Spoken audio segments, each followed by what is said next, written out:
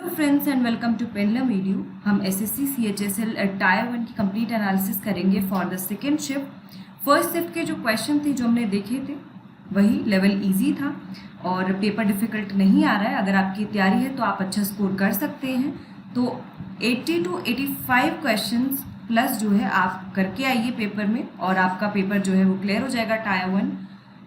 चलिए हम लोग पहले जनरल अवेयरनेस के और इंग्लिश के क्वेश्चन देख लेते हैं। और क्वेश्चन मैं बताती हूँ कि अगस्त करंट अफेयर्स, इस बार इस शिफ्ट में अगस्त करंट अफेयर एंड रीसेंट सितंबर का करंट अफेयर भी आपसे पूछ लिया गया है। तो ऐसा भी हम नहीं कह सकते कि आप टोटली मार्च के बाद वाला आप स्किप करें। मार्च के पहले वाले करंट अफेयर्स पूछ रहे हैं लेकिन उसके बाद के भी पूछ रहे हैं। तो जो मंथली पीडीएफ्स हैं आप वेबसाइट पर जाकर उसको डाउनलोड करिए और वहाँ पे सेपरेट सेक्शंस हैं हमारी हर मंथली पीडीएफ में फॉर अपॉइंटमेंट्स। इस तरह से डिफरेंट सेक्शंस हैं तो आपके रिवीजन के लिए काफ़ी हेल्पफुल रहेगा। उसको आप जाके स्टडी करिए, काफ़ी हेल्प मिलेगी आपको। क्वेश्चंस देख लेते हैं हम। World game athlete of the year award 2019 किसको दिया गया है, ये आपसे पूछा गया है। तो वो रानी रामपाल को दिया गया है। और एक और चीज़ के जो मैंने एक्सपेक्टेड क्वेश्चंस का जो वीडियो डाला था आप उसको भी देखिए, उससे भी क्वेश्चंस आए हैं और आपको बहुत हेल्प मिलेगी। कोई ना कोई क्वेश्चन तो आपका पक्का फंस ही जाना है। एंड साथ ही जो हमारे वेबसाइट पे मेमोरी बेस्ड टेस्ट है उसको भी आप अटेम्प्ट करिए। तो काफ़ी क्वेश्चंस जो है वो पिछले शिफ्ट से रिपीट भी हो रहे हैं या फिर उसके आसपास की चीज़ें जो हैं वो पूछी जा रही है। जैसे प्रीवियस शिफ्ट में जो था द्रोणाचार्य से क्वेश्चन था, फिर कल की एक शिफ्ट जो आज की एक शिफ्ट थी उसमें क्वेश्चन द्रोणाचार्य अवार्ड से पूछा गया है। इस तरह से क्वेश्चन पूछे जा रहे हैं। जैसे देखिए ये जो क्वेश्चन था चेयरमैन ऑफ ट्राई, ये अभी न्यूज़ में था, पीडी बघेला को अपॉइंट किया गया है। तो ऐसा नहीं है कि सिर्फ मार्च 2019 से पहले के करंट अफेयर्स पूछे जा रहे हैं। एक क्वेश्चन था इन 2019 which company got the Maharatna status, किसको महारत्न स्टेटस मिला? Hindustan petroleum and power grid corporation को मिला है। एक क्वेश्चन आपसे पूछा गया था कि मंगलयान की जो इमेज है वो कौन से करेंसी नोट पर है? तो ₹2000 पे है। हो सकता है क्वेश्चन वाइस वर्सा भी पूछा गया हो कि ₹2000 करेंसी नोट पर किसकी इमेज है? तो मंगलयान की इमेज है। ठीक है, किसी तरह से पूछा गया हो सकता है। तो और शिफ्ट में पूछा जा सकता है कि भाई 200 के नोट पे कौन सा जो है इमेज है? तो उस पर सांची स्तूप है। 50 के नोट पे हम्पी है एंड ₹10 के नोट पर जो है कोणार्क टेम्पल बना हुआ है। एक क्वेश्चन आपसे पूछा गया था अवार्ड्स एंड प्राइजेस से। देखिए आप क्वेश्चन हर शिफ्ट में कम से कम 2 क्वेश्चन तो यहाँ पर पूछे जा रहे हैं अवार्ड्स एंड प्राइजेस से। रविन्द्रनाथ टैगोर लिटरेरी प्राइज 2019 किसको दिया गया? राणा दासगुप्ता को दिया गया है। देखिए अब ये क्वेश्चन आपसे मॉडर्न हिस्ट्री से पूछा गया कि किसने सती सिस्टम को अबॉलिश किया था इन 1829? तो लॉर्ड विलियम बेंटिक ने किया था। पॉलिटी से क्वेश्चन पूछा गया है। तो पॉलिटी से देखिए क्वेश्चन जो है वो अपॉइंटमेंट से पूछे जा रहे हैं। जैसे एक शिफ्ट में पूछा गया था कि चीफ इलेक्शन कमिश्नर को कौन अपॉइंट करता है? प्रेसिडेंट अपॉइंट करते हैं। यहाँ पर पूछ लिया कि सीएजी यानी कंट्रोलर एंड ऑडिटर जनरल को किसने अपॉइंट किया? प्रेसिडेंट ने अपॉइंट किया। और ये भी करंट अफेयर्स में थे क्योंकि जीसी मुर्मू ने रिजाइन किया एज द, मैं बार बार अपने करंट अफेयर्स में दोहराती रही कि जीसी मुर्मू ने रिजाइन किया है as the lieutenant governor of Jammu and Kashmir और उनको सीएजी अपॉइंट कर दिया गया है। जम्मू और कश्मीर के जो प्रेजेंट लेफ्टिनेंट गवर्नर हैं वो मनोज सिन्हा हैं। ठीक है, और इसीलिए ये सीएजी से क्वेश्चन यहाँ पे बना है। तो सीएजी को अपॉइंट कौन करता है? प्रेसिडेंट अपॉइंट करते हैं। एक क्वेश्चन आपका साइंस से था कि पैराथायरॉयड ग्लैंड जो है वो किसको रेगुलेट करता है? तो एक कैल्शियम को रेगुलेट करता है ब्लड में। एक क्वेश्चन था कि गंगाईकोंड चोला का जो टाइटल था वो किसने एज्यूम किया था, किस राजा ने एज्यूम किया था? तो राजेंद्र चोला फर्स्ट ने इसको एज्यूम किया। एक क्वेश्चन आपका आर्ट एंड कल्चर से था कि सत्रिय डांस जो है वो किस स्टेट से रिलेटेड है? तो वो असम से रिलेटेड है। एक क्वेश्चन आपसे पूछा गया था कि इमर्जिंग प्लेयर ऑफ आईपीएल 2019 जो है वो कौन है? देखिए आईपीएल से लास्ट वाली शिफ्ट में भी क्वेश्चन था और यहाँ पे भी क्वेश्चन है कि इमर्जिंग प्लेयर ऑफ आईपीएल 2019 कौन था? शुभमन गिल जो है वो थे। एक क्वेश्चन था कि which state has launch its new state emblem, किस स्टेट ने अपना नया स्टेट एम्बलम लॉन्च किया? तो वो झारखंड है। एक क्वेश्चन और पूछा गया था केमिकल नेम विटामिन ए का क्या है? तो रेटिनॉल है। लास्ट वाली शिफ्ट में पूछा गया था कि कैल्शियम विटामिन डी का जो केमिकल नेम है वो क्या है? वो कैल्सीफेरॉल है। यहाँ पे आपसे विटामिन ए का पूछ लिया गया है तो और भी विटामिन का जो है आप केमिकल नेम याद कर लीजिए। एक क्वेश्चन पूछा गया कि आरबीसी का जो लाइफ टाइम होता है कितने टाइम का होता है, तो अप्रॉक्स 120 डेज का होता है। देखिए ये वाला क्वेश्चन फिर से जो है करंट अफेयर्स में था, ये हमने कवर भी किया था कि लार्जेस्ट फिल्म सिटी जो है वो कहाँ पे सेटअप की जानी है, तो वो उत्तर प्रदेश में सेटअप की जाएगी। सत्य डांस ये हो चुका है क्वेश्चन। और एक क्वेश्चन पूछा गया था डायरेक्टली कि कोट दिया हुआ था और उसका जो करेक्ट आंसर था कि कोट किसने कहा है, ये अब्दुल कलाम ने कहा था। ठीक है, तो फेमस जो कोट्स हैं 2-4 आप देख लीजिए, फेमस पर्सनैलिटी के द्वारा जो बोले गए हैं। एक क्वेश्चन था कंप्यूटर से कि एक शॉर्टकट की पूछी गई थी किसी चीज़ की, तो ये जो थे सारे क्वेश्चन ये जनरल अवेयरनेस से आपसे पूछे गए थे, लेवल का बहुत ज़्यादा हाई नहीं था, तो आप 18+ क्वेश्चंस तो मुझे लगता है अटेम्प्ट कर सकते थे इसमें पेपर में। चलिए आगे चलते हैं, इंग्लिश के देख लेते हैं क्वेश्चन। एंटोनिम्स एंड सिनोनिम्स आए थे इंग्लिश में। एल्ट्रिस्टिक का पूछा गया था आपसे, एंटोनिम सिनोनिम जो भी पूछा गया था। तो एल्ट्रिस्टिक का जो मीनिंग होता है वो मतलब उद्धार करने वाला, किसी मतलब जो भला भी होता है, काइंड हार्टेड होता है, वहाँ पे एल्ट्रिस्टिक यूज़ किया जाता है। तो हम्बल, जेनरस, बेनेवलेंट, फिलेंथ्रोपिस्ट ये इसके सिनोनिम होंगे। एंटोनिम इसका हो सकता है सेल्फिश, डिसीटफुल, सेल्फ सेंटर्ड। एक पूछा गया था आपसे कंस्ट्रेन का, तो कंस्ट्रेन का जो मीनिंग होता है वो होता है किसी चीज़ को बांध के रखना, कन्फाइन करना, रेस्ट्रिक्ट करना, बाउंड करना या लिमिट करना। एंड देन इसका जो एंटोनियम होगा वो होगा इसका उल्टा, यानी कि परमिट करना, अलाउ करना, इनकॉन्टिनेंस या फिर अनलिमिटेड। एक पूछा गया था आपसे वर्ड डिस्क्लोज का पूछा गया था, एंटोनियम सिनोनिम जो भी पूछा गया हो, तो इसका जो एंटोनियम है वो क्लोज, कंसील, हाइड, और जो इसके सिनोनिम है वो डिस्क्लोज यानी किसी को एक्सपोज करना, रिवील करना, मैनिफेस्ट, ओपन, ये इसके सिनोनिम हो गए। वन वर्ड सब्स्टिट्यूशन से क्वेश्चन थे। ईडियम्स एंड फ्रेजेस से भी क्वेश्चन थे। एक ईडियम यहाँ पे पूछा गया था एज फिट एज फिडल, तो एज फिट एज फिडल का मतलब है कि एकदम बढ़िया हेल्थ होना, उसको हम कहते हैं as fit as fiddle, excellent form of health. एक क्लोज टेस्ट था 5 क्वेश्चंस का जो हम्पी केव्स पर जो है आधारित था। ओके, एंड एरर स्पॉटिंग से 2 से 3 क्वेश्चंस थे। सेंटेंस इंप्रूवमेंट से 1 से 2 क्वेश्चंस थे। और मिस स्पेल्ड या फिर स्पेलिंग एरर से क्वेश्चन थे जहाँ पे 2 वर्ड्स थे, इंटेंशन और लेकर, तो ये 2 वर्ड जो थे वहाँ पे थे। तो हमने यहाँ पर जनरल अवेयरनेस और इंग्लिश के जो क्वेश्चन हैं वो कवर कर लिए हैं। इसके आगे के जो क्वेश्चन है that is related to reasoning और क्वांट, ये सर डिस्कस करेंगे। Thank you ma'am. तो दोस्तों स्टार्ट करते हैं आपके क्वांट और रीजनिंग के एनालिसिस पेपर की। कैसा रहा दोस्तों ये पेपर, क्या हार्ड था, क्या इजी था? पिछली शिफ्ट से अगर हम बात करें दोस्तों तो जितनी भी बात हुई है, थोड़ा सा क्वेश्चंस को भी देखें अगर हम, तो मैं कहूँगा कि लगभग सेम लेवल पे ही रहा है क्वेश्चन पेपर, ज़्यादा अंतर नहीं रहा। बट कुछ आसान क्वेश्चंस तो दोस्तों, मेजरली आसान क्वेश्चंस आपको देखने को मिलेंगे। अगर आपके बेसिक्स ठीक है तो आप बड़े आराम से इस पेपर को सॉल्व कर पाए होंगे दोस्तों। तो स्टार्ट करते हैं दोस्तों 1 बाय 1 क्या क्या क्वेश्चंस पूछे गए हैं। ज्योमेट्री से क्वेश्चन देखते हैं हम, ज्योमेट्री से क्या क्वेश्चन पूछा गया था। तो एक क्वेश्चन था आपका ज्योमेट्री से दोस्तों, आपको एक सर्कल दिया गया था एंड बताया गया था कि उस सर्कल की रेडियस जो है आपकी वो है 2√2 सेंटीमीटर। तो ये आपकी रेडियस हो गई 2√2 सेंटीमीटर। और आपको बोला गया था दोस्तों कि जो सर्कल की जो रेडियस है इससे एक कॉर्ड बनेगी यानी कि ए बी। तो इस कॉर्ड पे अगर हम बात करें तो इस कॉर्ड की लेंथ हमसे पूछी गई थी। साथ में आपको एक चीज़ दी गई थी कि आपको एंगल एक APB जो है वो दिया गया था, जो कि 135 डिग्री दिया गया था। तो आप इजीली इस क्वेश्चन को सॉल्व कर सकते हैं। कैसे दोस्तों, ये 135 डिग्री है, तो आप ये देखिए दोस्तों कि ये कितना हो जाएगा एंगल, ये आपका एंगल, ये साइक्लिक क्वाड्रेटर बन जाएगा यहाँ पे, तो ये आपका बन जाएगा एंगल, ये हो जाएगा आपका 45 डिग्री। अगर ये 45 डिग्री है तो ये एंगल 90 डिग्री हो जाएगा। ये 90 डिग्री एंगल अगर हो जाता है तो ट्राइंगल AOB में आपका पाइथागोरस थ्योरम लगा लीजिए। AB का स्क्वायर कितना हो जाएगा दोस्तों, ये हो जाएगा आपका 2√2 का होल स्क्वायर यानी कि 8 + 8 और इसका अंडर रूट, तो AB की वैल्यू आ जाएगी। AB की वैल्यू आ गई आपकी 4 दोस्तों।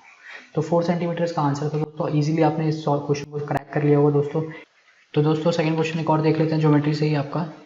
तो ये क्वेश्चन क्या था दोस्तों, ये भी आपका साइक्लिक क्वाड्रिलेटरल पे बेस्ड ही क्वेश्चन था दोस्तों। इस क्वेश्चन में एग्जैक्ट वैल्यू नहीं मिली हमें, बट मैं आपको बता देता हूँ कि किस टाइप से आप इस क्वेश्चन को आराम से इजीली सॉल्व कर सकते हैं। आपको दिया गया था दोस्तों 2 कॉर्ड्स जो है वो इंटरसेक्ट कर रही थी एक दूसरे को, एंड आपको बताया गया था कि जैसे अगर मैं कहूँ AB कॉर्ड है और ये आपकी CD कॉर्ड है, आपको ये पॉइंट एक दिया गया था E और एक यहाँ पर पॉइंट दिया गया था F। तो आपको बोला गया था, आपको CFB एंगल दिया गया था, आपको दिया गया था साथ में AED एंगल, और आपको पूछा था दोस्तों एंगल AOD। एंगल AOD कैसे आप निकालते, आप कुछ नहीं करना था आपको, ये बस एक ये कंस्ट्रक्शन करते, आपको इस एंगल की वजह से ये एंगल मिल जाता, क्योंकि आपका ABDE जो है एक साइक्लिक क्वाड्रिलेटरल है, तो जो एंगल अगर यहाँ पर x है तो ये 180 माइनस x हो जाएगा। और आपको ये एंगल जैसे ही मिला, आपको ये एंगल भी अगर y पता है तो ये आपका 180 माइनस y हो जाएगा। अगर आपको दोनों एंगल्स मिल जाते हैं तो ये एक्सटर्नल एंगल है आपका, और इन दोनों का सम जो होगा ये एंगल उसके इक्वल होगा। तो आप इजीली इस क्वेश्चन को सॉल्व कर पाए होंगे दोस्तों। तो अब चलते हैं दोस्तों हम ट्रिग्नोमेट्री पे, ट्रिग्नोमेट्री से क्या क्या क्वेश्चन पूछे गए तो वो देखते हैं दोस्तों। एक क्वेश्चन दोस्तों, इसको मेरे को कंफर्म कीजिए आप कि ये क्वेश्चन आया है नहीं आया, क्योंकि कुछ बच्चों ने बताया है हमें कि ये क्वेश्चन आया था। जस्ट साइन की एक वैल्यू दी गई थी, आई थिंक साइन 60 या साइन 30 दिया गया था, और प्लस कॉस 45 दिया गया था, तो इसकी वैल्यू पूछी थी आपसे। अगर ये है दोस्तों, अगर साइन 60 दिया होगा तो आपको साइन 60 पता है √3/2 होता है, और कॉस 45 आपका 1/√2 होता है।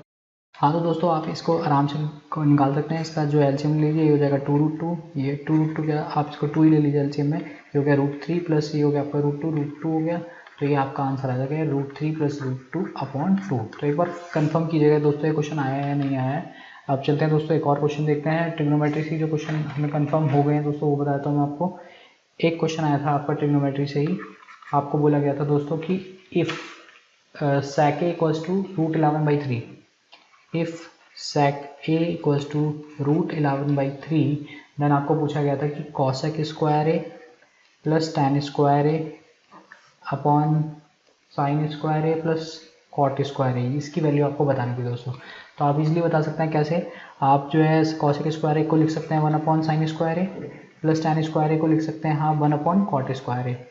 तो ये आपका जो है sine square A plus cot square A नीचे है ही दोस्तों, आप इसका एलसीएम लेंगे तो ये आपका ऊपर sine square A plus cot square A बनेगा और ये कट जाएगा, और आपका फाइनली बच जाएगा 1/sin square A into cot square A। आप इसको फर्दर सिंप्लीफाई कर लीजिए, ये हो जाएगा आपका दोस्तों कितना, कॉट स्क्वायर A यानी कि cos square A upon sine square A बन गया ये आपका कट गया, बचा क्या आपके पास सेक स्क्वायर है। तो सेक स्क्वायर A की वैल्यू कितनी होगी दोस्तों, ये पूछा गया था आपसे, तो आप बता सकते हैं 11/3 हो जाएगी इसकी वैल्यू, तो 11/3 is the right answer for this question. तो दोस्तों नेक्स्ट क्वेश्चन देखते हैं। नेक्स्ट क्वेश्चन एक और जो है आपका ट्रिग्नोमेट्री से पूछा गया था, क्या पूछा गया था, cos A sin A and cot A are in GP, ये बोला गया था आपको आर इन GP। तो पूछा गया आपको find the value of 10⁻⁶A minus tan square A। तो इजीली कर सकते हैं आप इसको, तो आपको अगर वो GP में है तो sine square A equals to cos A into cot A हो जाएगा दोस्तों। आप इसको लिख लीजिए, कॉट A को क्या लिख सकते हैं आप, cos A upon sign A। तो यहाँ से आपका आ जाएगा दोस्तों, आप इसमें कॉस A की मल्टीप्लाई और डिवाइड कर दीजिए, ये आपका बन गया दोस्तों, ये हो जाएगा आपका साइन क्यूब A, और इधर से कॉस क्यूब A नीचे आएगा तो कॉस क्यूब A, और इधर आ गया आपका 1/cos A, यानी कि यहाँ से आपको मिल गया tan cube A equals to sec A। ये हो जाएगा आपका, आप इसको फर्दर पुट करेंगे तो इसमें हो जाएगा sec square A minus tan square A, और यहाँ से आपकी वैल्यू आ गई दोस्तों 1।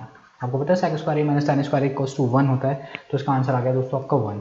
तो यही इसका आंसर भी था दोस्तों। तो चलिए दोस्तों नेक्स्ट क्वेश्चन की तरफ बढ़ते हैं। नेक्स्ट क्वेश्चन में क्या कहा गया आपसे, एक क्वेश्चन जो था आपका ट्रिग्नोमेट्री का ही, ये मैं बता देता हूँ आपको क्वेश्चन क्या था, 1 plus sine theta minus cos theta upon 1 plus sine theta plus cos theta into plus 1 plus sine theta plus cos theta upon 1 plus sine theta minus cos theta equals to 4। दोस्तों ये CGL tyre 2 में भी आपका इस type का ही question पूछा भी गया था पिछली बारी, तो इस बार इन्होंने CHSL में इस टाइप से दे दिया ये क्वेश्चन, तो कोई ज़्यादा हैरानी की बात नहीं है, क्योंकि ये क्वेश्चंस को इधर से उधर करते रहते हैं SSC वाले, तो आप इसको आराम से कर सकते हैं दोस्तों। इसमें डायरेक्टली वैल्यू पुट करके कर सकते हैं इन्होंने, क्योंकि वैल्यूज जो दी हुई थी, आई थिंक थीटा की वैल्यू 30 डिग्री, 60 डिग्री, 45 डिग्री, और एक और वैल्यू दी गई थी दोस्तों, आई थिंक 0 डिग्री या कुछ दिया होगा, तो इनमें से ही आंसर जो है आपका था। तो मैं बता देता हूँ कि इसमें आप डायरेक्ट वैल्यू पुट करके कर सकते हैं। 30 डिग्री अगर आप पुट करेंगे तो ये हो जाएगा साइन 30 होता है 1/2, 1 इंटू 1/2 माइनस ये हो गया आपका √3/2 अपॉन 1 प्लस 1/2 प्लस √3/2, और इधर भी ये जो है आपका सेम इधर बन जाएगा 1 plus 1/2 plus √3/2 upon 1 plus 1/2 minus √3/2। तो ये आपका हो गया दोस्तों कितना, ये हो जाएगा आपका 2 प्लस 1 3 3 माइनस √3 अपॉन ये हो गया 3 प्लस √3 3 प्लस √3, और इधर भी कितना आ गया 3 plus root 3 upon 3 minus root 3।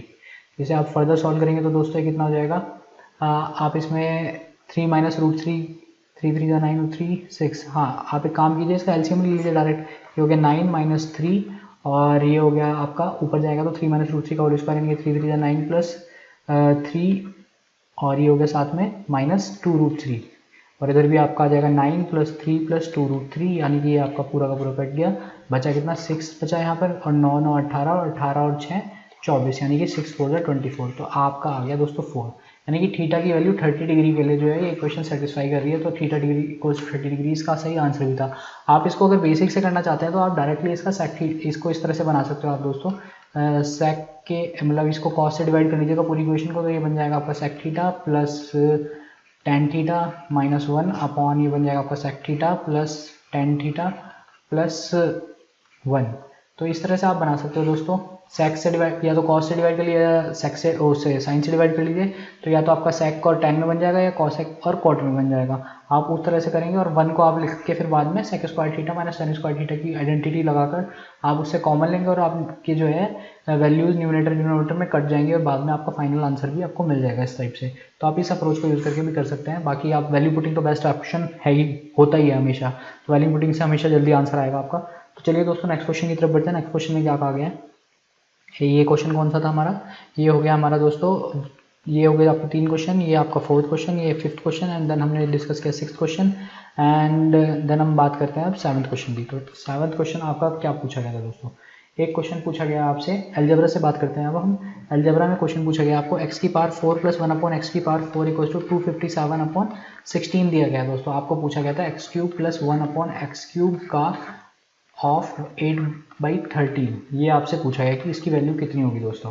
तो आप बता सकते हैं कैसे, आप यहाँ से x प्लस 1 अपॉन एक्स की वैल्यू निकाल लीजिए, आपको x cube plus 1 upon x cube की वैल्यू तो मिल ही जाएगी दोस्तों। कैसे, अब यहाँ पर आप निकाल सकते हैं, अगर आपको एक्स स्क्वायर पर 1 अपॉन एक्स स्क्वायर बनाना है यहाँ पर, तो आप क्या कीजिए यहाँ पे इधर प्लस 2 का ऐड कर लीजिए, तो ये हो जाएगा आपका 16 दूनी 32 और 32 और 257 ये हो गया आपका 289 अपॉन 16 यानी कि इस ये जो हो जाएगा आपका अंडर रूट ऑफ 289 अपॉन 16 यानी x square plus 1 upon x square की वैल्यू हो जाएगी आपकी 17/4 और यहाँ से एक्स प्लस 1 अपॉन एक्स की वैल्यू आपको निकालनी है, तो अगेन प्लस 2 ऐड कर लीजिए, 4 2 8 प्लस 17 हो गया आपका 25 यानी कि 5/2। तो x प्लस 1 अपॉन एक्स की वैल्यू आपके 5/2 आ गई है।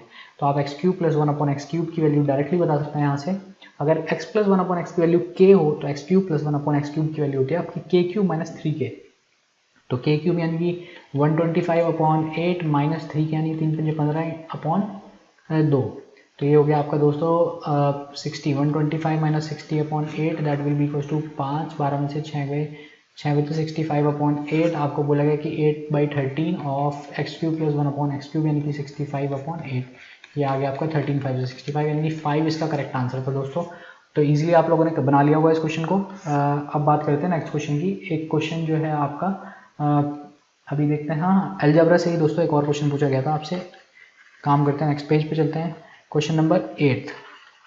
तो सबसे ज़्यादा क्वेश्चंस आपको यहाँ पर मिलने वाले हैं दोस्तों, सबसे एक्यूरेट और सबसे ज़्यादा क्वेश्चन जो हैं आपको यहीं पर ही मिलेंगे दोस्तों, ये मेरी गारंटी है। हम थोड़ा सा लेट हो जाते हैं भले, बट हम सारे के सारे क्वेश्चंस जो कि आपके जेन्युइन क्वेश्चंस मिले आपको उसकी ट्राई करते हैं दोस्तों। तो a प्लस बी की वैल्यू जो है आपको 8 दी गई थी और आपको दिया गया था a क्यूब, आपको पूछा गया था a cube plus B cube की वैल्यू क्या होगी, और एक इन्फॉर्मेशन और दी गई थी आपको a square plus B square plus a square B plus A B square की वैल्यू 128 दी गई थी।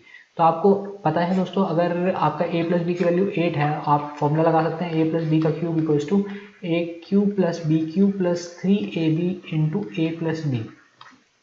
बिल्कुल दोस्तों, तो अब आपको पता है यहाँ पे a प्लस बी की वैल्यू 8 दी गई, तो ये 8 का क्यूब हो जाएगा, a cube plus B cube की आपको वैल्यू फाइंड करनी है प्लस 3ab इंटू 8। अब आपको ab की वैल्यू यहाँ से निकाल मिलेगी कैसे, आप a square plus B square दिया गया है आपको यहाँ पर, आई थिंक यहाँ पर दोस्तों a square plus B square नहीं a प्लस बी दिया गया था, हाँ a प्लस बी दिया गया होगा, a square plus B square तो नहीं दिया होगा क्योंकि फिर उससे क्या होगा आपका वैल्यू भी इक्वेशन भी सेटिस्फाई नहीं होती दिख रही है। तो a प्लस बी अगर देंगे तो यहाँ पर 8 हो जाएगा और यहाँ पर आप a भी कॉमन ले लीजिए, तो ये हो जाएगा आपका a plus B again equals to 128। यहाँ से आ गया आपका a प्लस बी की वैल्यू 120 और ये a b, तो a b की वैल्यू हो गई आपकी यहाँ से 120 अपॉन a प्लस बी की वैल्यू कितनी थी 8 थी, तो ये हो गया आपका 8 × 8 और 8 × 40 15 वैल्यू आ गई। अगर यहाँ पर 15 रख लेंगे तो आप ये हो जाएगा आपका A cube plus B cube equals to 512 minus 3 into 15 into 8 यानी कि 15 या 45 और इंटू 8, ये हो गया आपका 8 5 40, करिए ओवर 4 8 32 और 4 36 360, यानी कि ए क्यूब प्लस बी क्यूब की वैल्यू आ गई आपकी 2, 11 में 6 गए 5 बजे, 4 में से 3 गए 1, 152। तो 152 इसका दोस्तों करेक्ट आंसर था। तो आई होप आप लोगों ने बना लिया होगा इस क्वेश्चन को। चलिए दोस्तों नेक्स्ट क्वेश्चन को देखते हैं। एक क्वेश्चन आपको पूछा गया है दोस्तों मेंसुरेशन से। क्या क्वेश्चन था? क्वेश्चन पूछा गया था आपको, बड़ा डायरेक्ट क्वेश्चन था। आपको बोला गया था ट्राइंगल की साइड्स जो है, एक ट्राइंगल ABC है उसकी साइड्स दी गई थी आपको 34, 25 और 39, एंड आपको बोला गया था कि एक स्क्वायर बनाया जाता है, एक स्क्वायर बनाया था जिसका एरिया जो है, there is a square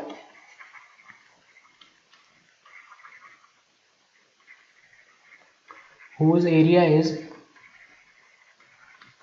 21 centimeter square more than the area of triangle ABC। तो आपको पूछा गया what is side of square. बता सकते हैं इजीली कैसे दोस्तों? 34, 25 और 39 दिया गया, आप हीरोन्स फॉर्मूला का यूज़ कीजिए और यहाँ से आप जो है अपना ट्राइंगल का एरिया निकाल लीजिए। कैसे निकलेगा दोस्तों? 34 है, 25 और 39 है, तो आप जो है इसका सेमी पेरीमीटर निकालिए, हो जाएगा आपका 5 4 9 9 और 9 18, यानी कि 18 आ गया, प्लस 3 2 5 और 5 3 8, यानी कि 80 प्लस 18 यानी कि 98। तो एस की वैल्यू 98/2 यानी कि 2 चौक 8 2 ने 18 49 आ गई दोस्तों। सेमी पैरामीटर की वैल्यू 49 आ गई है, तो आप यहाँ से एरिया निकाल सकते हैं 49 इंटू 49 माइनस 34 करेंगे तो कितना आ जाएगा दोस्तों आपका? 9 में से 4 गए आपके 5 बचे, और ये हो गया आपका 15 इंटू 49 में से 25 को माइनस करेंगे तो ये आ जाएगा आपका 9 में से 5 गए 4 बचे, 4 में 2 गया 2 बचा, यानी कि, और ये हो गया 49 माइनस 39 यानी 10। तो आप यहाँ से निकालिए दोस्तों, 49 से तो सीधा 7 बाहर आ जा रहा है, और ये हो जाएगा आपका 5 के 15 यानी, और 5 दूनी 10 यानी यहाँ से 5 बाहर आ गया, 3 और 2 बचा है, 3 दूनी 6, और यहाँ से 6 चौक 24 यानी कि 6 बाहर आ जाएगा, और ये 2 बाहर आ जाएगा। इसकी मल्टीप्लाई कर लीजिए दोस्तों, आ गया 7 पंजे 35, 35 दूनी 70 और 7 से 42 420 सेंटीमीटर स्क्वायर, और आपका एरिया जो स्क्वायर का था वो 21 सेंटीमीटर स्क्वायर ज़्यादा था, यानी कि एरिया ऑफ स्क्वायर कितना हो गया दोस्तों? एरिया ऑफ स्क्वायर हो गया आपका 441 सेंटीमीटर स्क्वायर, और साइड यहाँ से निकल जाएगी आपकी, साइड इसका अंडर रूट होगी यानी कि 21 सेंटीमीटर। तो 21 सेंटीमीटर दोस्तों इसका आंसर था। आई होप आप लोगों ने बना लिया होगा दोस्तों। चलिए दोस्तों नेक्स्ट क्वेश्चन की तरफ बढ़ते हैं। क्वेश्चन नंबर 10 देखते हैं। 10th क्वेश्चन आपसे जो है ये पूछा गया था नंबर सिस्टम का। नंबर सिस्टम से क्वेश्चन पूछा गया दोस्तों इस शिफ्ट में, और क्वेश्चन क्या था दोस्तों? ये पूछा गया था आपका 59A44B जो है वो डिविजिबल है अगर 36 से, तो आपको बताना है find the maximum value of A plus B.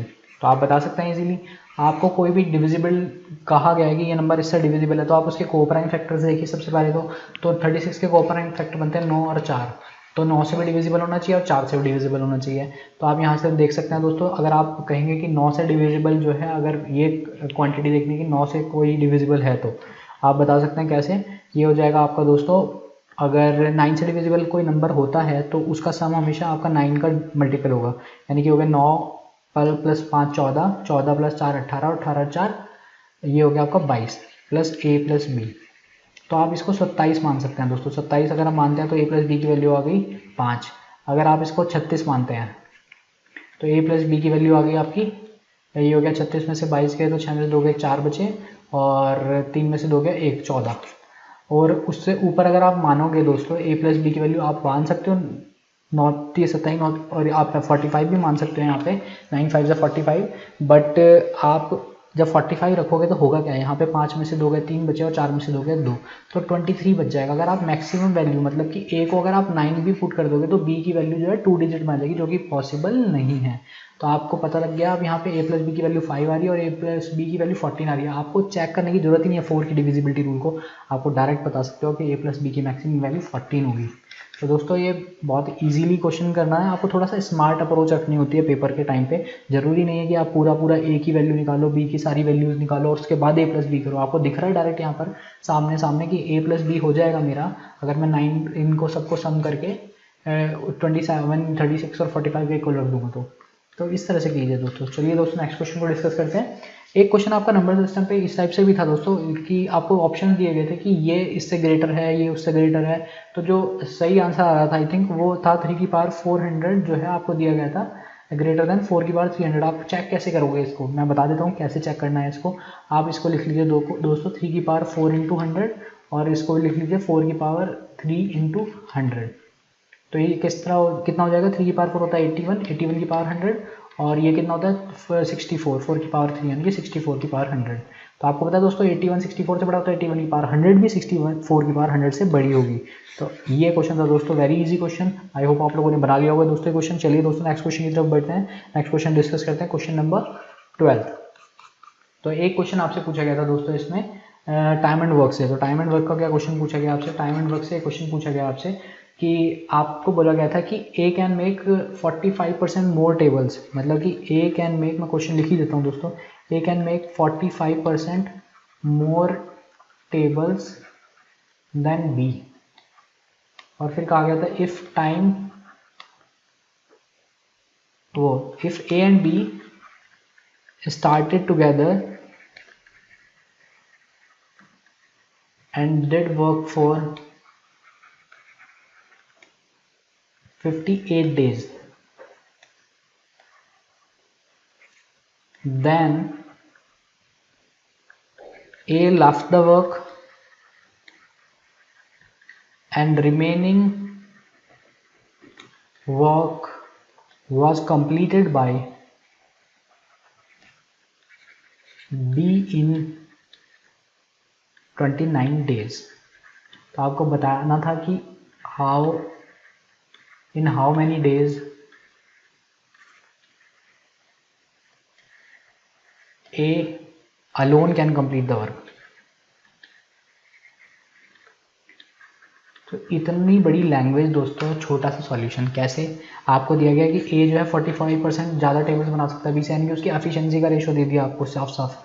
आपको बोल दिया कि ए अगर वो बी अगर 100 बना रहा है तो ए जो है 145 बनाएगा, यानी कि ए और बी के एफिशिएंसी का रेशो हो गया आपका 145 ratio 100, that will be equals to, ये हो गया आपका दोस्तों 5 दूनी 10 और 5 9 से 45 और ये हो गया 29 रेशो 20 का रेशो बन गया आपका सीधा सीधा।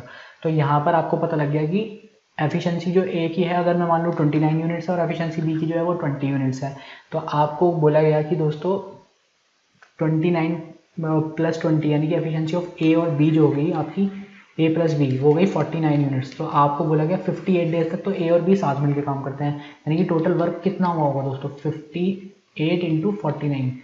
वर्क डन क्या होता है दोस्तों, एफिशिएंसी इंटू टाइम टेकन। तो हमने बस सिर्फ इतना ही करा है 58 प्लस इंटू 49 प्लस साथ में जो है 29 डेज बी ने अलोन काम किया है, तो 20 इंटू 29 और काम हुआ होगा और काम पूरा का पूरा खत्म हो गया होगा।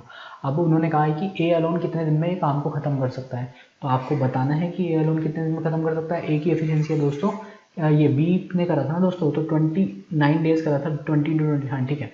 हाँ, तो आपको बताना है कि ए अलोन कितने दिन में कर सकता है, तो आप इसे 29 से डिवाइड कर दीजिए दोस्तों। ये आपका हो जाएगा 29 टू ज़ा कितना होता है दोस्तों, ये 58 और 29 से यहाँ पे 29 कट गया, ये बचा आपका 2 में 18, हासिल लगी 1 2 चौक 8 और 1 9, 98 plus 20 that will be equals to, ये हो गया आपका दोस्तों 118 डेज। तो 118 डेज में जो है आपका ए अलोन कंप्लीट कर लेगा काम को। तो इजी क्वेश्चन था अगेन। देन चलते हैं दोस्तों नेक्स्ट क्वेश्चन की तरफ। एक क्वेश्चन आपसे पूछा गया है दोस्तों, क्वेश्चन क्या था दोस्तों, क्वेश्चन आपका जैसे रिपीटेड क्वेश्चंस आ रहे हैं बहुत सारे, तो आपको उसमें क्या दिया होता है, एक सेलिंग प्राइस दिया हुआ था। लेट सपोज आपको कुछ भी दिया हुआ है, एक्स मान लेते हैं हम, या समझ लो 100 ही मान लेते हैं हम दोस्तों, और आपको कहा गया था अगर सेलिंग प्राइस 100 है तो आपको लॉस हो रहा है 10% का।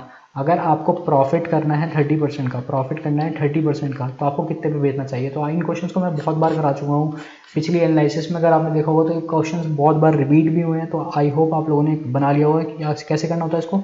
90% की वैल्यू आपको 100 दी गई है यहाँ पर, तो प्रॉफिट 30% हुआ तो कॉस्ट प्राइस कितना हो जाएगा 135% ऑफ, मतलब सेलिंग प्राइस कितना हो जाएगा 130% ऑफ कॉस्ट प्राइस, यानी 130% की वैल्यू हो जाएगी आपकी 100/90 इंटू 130। अगर यहाँ पे 100 की जगह जो भी वैल्यू दी गई होगी आप उसको पुट करते हैं और आराम से आपका आंसर आ जाएगा दोस्तों। तो दोस्तों एक और क्वेश्चन आया है आपका प्रॉफिट एंड लॉस से। इसमें कहा गया था कि एक पर्सन ने, if a person sold an article at 16 whole 2/3% profit, और आपने कहा, इन्होंने ये और बोला हुआ था कि 16 होल 2/3% प्रॉफिट पे तो बेचते ही हैं, बट एक चीज़ थी कि वो जो प्रॉफिट कैलकुलेट हो रहा है वो ऑन सेलिंग प्राइस है। ये ध्यान देने वाली बात है दोस्तों, प्रॉफिट हमेशा आपका कॉस्ट प्राइस पे कैलकुलेट होता है, बट इन्होंने अपनी कैलकुलेशन के लिए सेलिंग प्राइस पे कैलकुलेट कर लिया। तो एक्चुअल प्रॉफिट परसेंटेज कितना रहा होगा ये पूछा है। तो 16 होल 2/3% कितना होता है दोस्तों, ये होता है आपका 1/6। तो 1/6 बोला गया है यहाँ पर आपको, तो आपको बताया गया कि ये 6 सेलिंग प्राइस था आपका, तो उस पर आपको एक प्रॉफिट हुआ है। बट अगर एक प्रॉफिट हुआ है तो आपका कॉस्ट प्राइस कितना हो जाएगा, 5 हो जाएगा। 5 अगर आपका कॉस्ट प्राइस है, सेलिंग प्राइस आपका अगर 6 है, तो आपको टोटल प्रॉफिट कितना हो जाएगा दोस्तों, 1/5 into 100 that will be equals to 20%। तो 20% का आपका एक्चुअल प्रॉफिट हुआ था, यही आपको यहाँ पर बताना था दोस्तों। तो चलिए दोस्तों नेक्स्ट क्वेश्चन को देखते हैं। एक क्वेश्चन आपसे पूछा गया है दोस्तों वेन डायग्राम के थ्रू, मतलब कि सेट थ्योरी पे क्वेश्चन था। आपको बोला गया था 35% जो स्टूडेंट्स हैं वो मैथ्स में पास हो जाते हैं एंड 47% जो स्टूडेंट्स हैं वो हिस्ट्री में पास होते हैं। आपको बोला गया कि 15% ऐसे स्टूडेंट्स हैं जो मैथ और हिस्ट्री दोनों में पास होते हैं। तो आपको बताना था कि दोस्तों कि how many students have failed, यानी कि आपको बताना है कि जो आपके ऐसे कौन से स्टूडेंट्स हैं जो कि फेल हो गए हैं। तो आप इजीली बता सकते हैं दोस्तों कैसे। आपको पता है कि ए, मतलब कि अगर मैं कहूँ सेट थ्योरी का फॉर्मूला पता होगा, A union B equals to A plus B minus A intersection B होता है दोस्तों। तो ए इंटरसेक्शन बी का क्या मतलब हो जाएगा दोस्तों, ये दोस्तों सॉरी इंटरसेक्शन होगा, क्यों, क्योंकि आपको कॉमन दिया है ना कि उनका टोटल दिया है। तो यहाँ से आप बता सकते हो कि टोटल कितने बच्चे पास हुए होंगे, कैसे, ए यूनियन बी जो होगा वो total number of students pass होंगे। ए कितना है 35 plus 47 minus A intersection B 15 दिया गया आपको 15, तो 15 35 में से 15 गया आपका 20 और 20 प्लस 47 हो गया आपका 67%।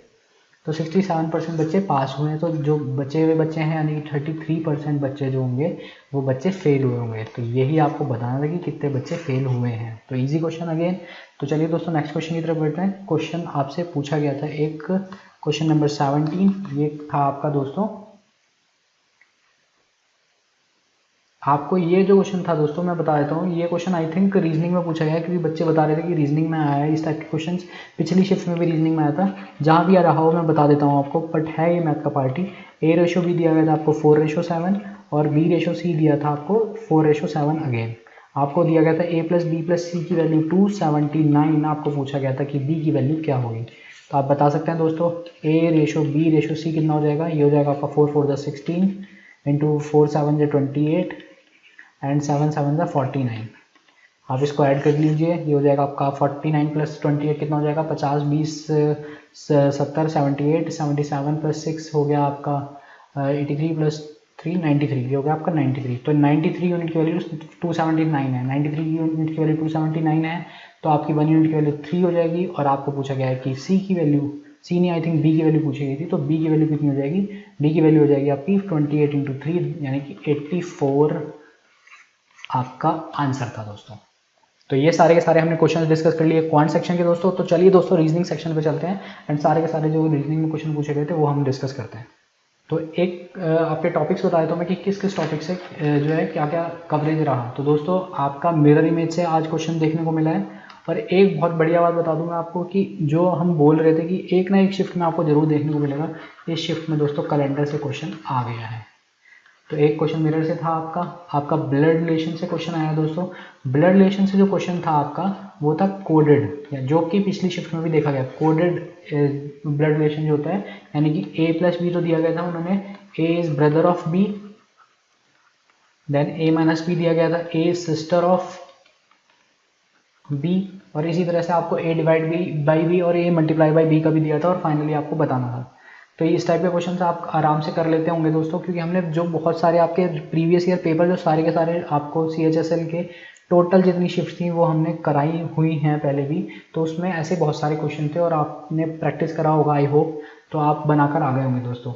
आपका जमलिंग से क्वेश्चन थे दोस्तों, कोडिंग डिकोडिंग से जो है आपका 2 से 3 क्वेश्चन देखने को मिले आपके यहाँ पर, एंड बात करें नंबर सीरीज से क्वेश्चन देखने को मिला है हमें, ऑड वन आउट से क्वेश्चन था, नंबर सीरीज से क्वेश्चन था दोस्तों, ऑड वन आउट से क्वेश्चन आया है, एनालॉजी से क्वेश्चन थे आपके, मिसिंग टर्म से क्वेश्चन था आपका, तो कुछ क्वेश्चन जो थे काउंटिंग फिगर से भी बच गया दोस्तों, काउंटिंग फिगर से भी आपका एक क्वेश्चन पूछा गया था।